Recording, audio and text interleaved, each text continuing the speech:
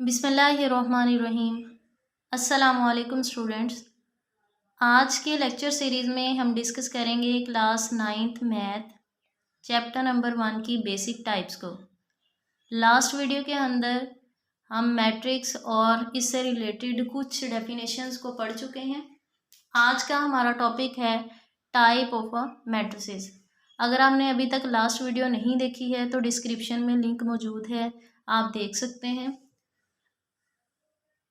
Types of a matrix में first type है row matrix, second है कॉलम मैट्रिक्स, थर्ड है रेक्टेंगुलर मैट्रिक्स, स्क्वायर मैट्रिक्स, नल और zero matrix, transpose of a matrix.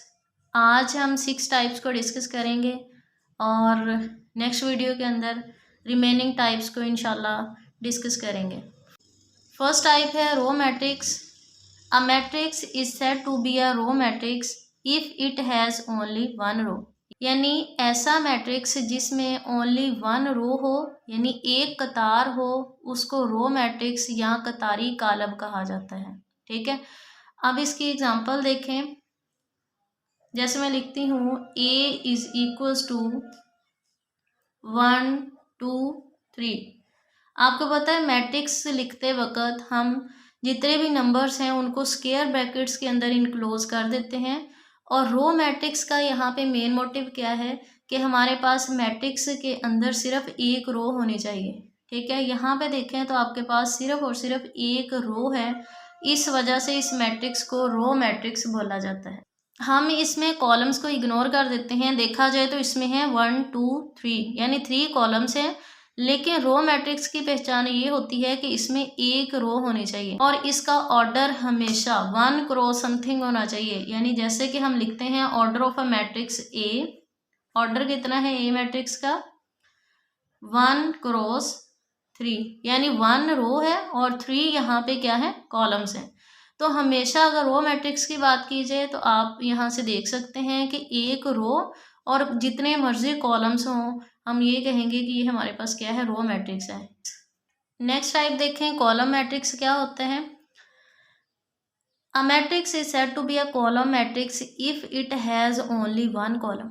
जैसे हमने row matrix में पढ़ा था कि सिर्फ और सिर्फ एक रो ही होनी चाहिए, इसमें यह है कि सिर्फ एक कॉलम होना चाहिए। यानी एक मैट्रिक्स एग्जांपल देख लें, A इज इक्वल्स टू 1 2 3,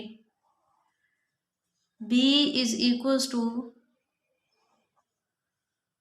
4 5। अब देखिए कॉलम मैट्रिक्स की क्या पहचान है, यानी इसके अंदर एक कॉलम होना चाहिए। जैसे बी मैट्रिक्स पे भी नजर आ रहा है एक कॉलम है। इसमें हम रोज को इग्नोर कर देते हैं। रोज देखें 1 2 3 है ए मैट्रिक्स के अंदर और बी मैट्रिक्स के अंदर रोज की तादाद है 2। सिर्फ कॉलम देखने हैं, रोज को इग्नोर करना है। इस तरह के मैट्रिक्स को हम कॉलम मैट्रिक्स कहते हैं। और इसका ऑर्डर देखें तो order of matrix A, order of matrix A is equals to 3 cross 1। 3 cross 1 कैसे लिखेंगे, पहले नंबर ऑफ रोज लिखते हैं, उसके बाद नंबर ऑफ कॉलम्स लिखते हैं। 3 रोज हैं 1 कॉलम है। इसी तरीके से ऑर्डर ऑफ मैट्रिक्स बी देखें तो order of matrix B is equals to 2 cross 1। 2 rows हैं और 1 कॉलम है।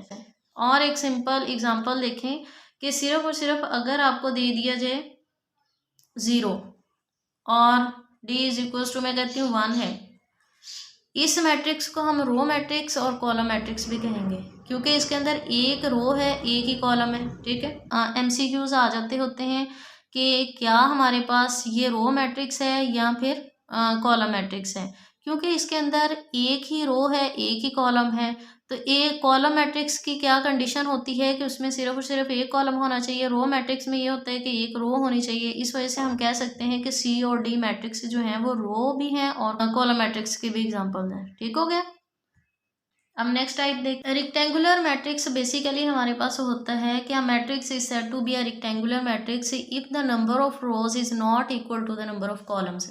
यानी हम इसको लिखेंगे नंबर ऑफ रोज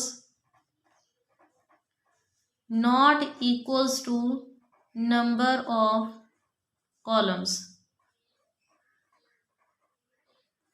ठीक है, यानी जो हमारे पास होगा रेक्टेंगुलर मैट्रिक्स, इसमें number of rows number of columns दोनों एक दूसरे के इक्वल नहीं होंगे। और एग्जांपल इसकी देखें, 1 2 3 4 5 6। ठीक है,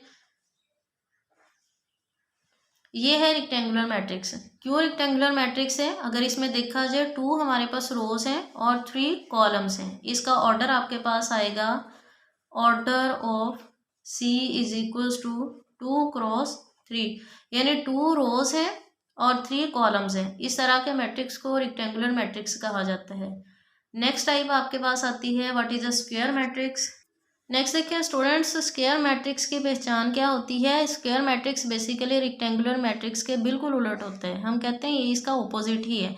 जैसे रेक्टेंगुलर मैट्रिक्स में क्या हुआ था कि नंबर ऑफ रोज और नंबर ऑफ कॉलम एक दूसरे के इक्वल नहीं है, और स्क्वायर मैट्रिक्स में क्या होगा कि नंबर ऑफ रोज इक्वल होंगे नंबर ऑफ कॉलम्स के। ठीक हो गया, या नंबर ऑफ रोज और नंबर ऑफ कॉलम अगर एक दूसरे के इक्वल आ जाते हैं तो इस तरह के मैट्रिक्स को क्या कहेंगे, ये हमारे पास स्क्वायर मैट्रिक्स है।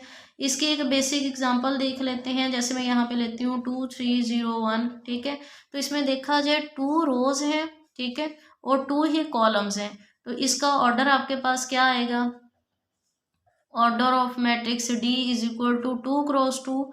ठीक है, इसी तरीके से अगर हम और इसकी एग्जांपल्स थोड़ी सी डिस्कस करें तो आपके पास आ जाएगा 3 1 2 4 3 6 1 1 1।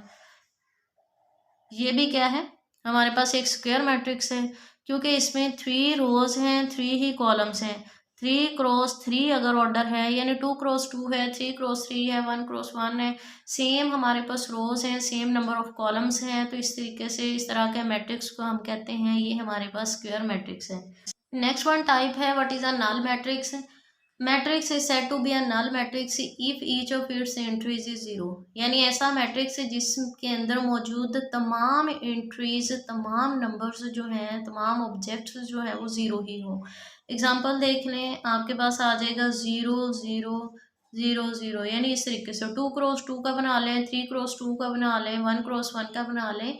यानी ऐसा मैट्रिक्स है जिसकी तमाम एंट्रीज जीरो होती हैं, उसको नल मैट्रिक्स और जीरो मैट्रिक्स बोला जाता है।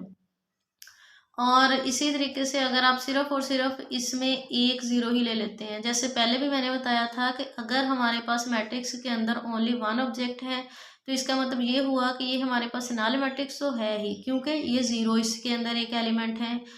नल मैट्रिक्स के अलावा ये हमारे पास रो मैट्रिक्स भी है और कॉलम मैट्रिक्स भी है, क्योंकि ये रो और कॉलम दोनों की कंडीशंस को फुलफिल कर रहा है। नेक्स्ट वन टाइप है ट्रांसपोज मैट्रिक्स।